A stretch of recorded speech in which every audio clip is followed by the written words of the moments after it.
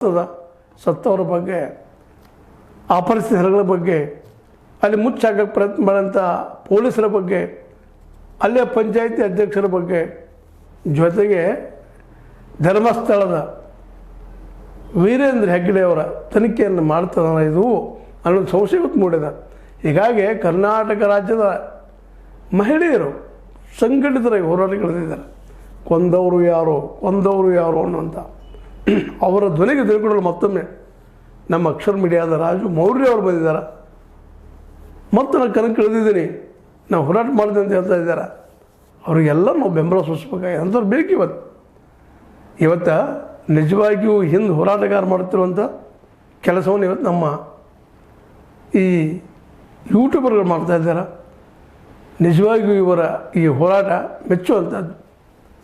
ಇದು ನಿರಂತರ ಇರೋದರಿಂದಾಗಿ ಮಾತ್ರ ಸತ್ಯ ಗೊತ್ತಾಗುವಂಥ ಸಾಧ್ಯತೆಗಳಿದ್ದಾವೆ. ಮತ್ತು ಸತ್ಯ ಸಮಯಕ್ಕೆ ಬರ್ತಾ ಇದ್ದೀವಿ, ನೋಡ್ಬೋದು ಏನಾಗ್ತದೆ ಇಷ್ಟರಲ್ಲೇ.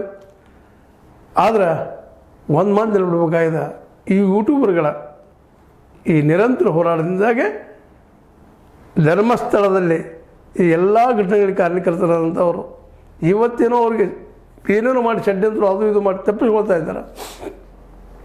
ಆದರೆ ಅವ್ರು ಸಿಗೋ ದಿನ ದೂರ ಇಲ್ಲ, ಸಮೀಪದಲ್ಲಿ ಅದ.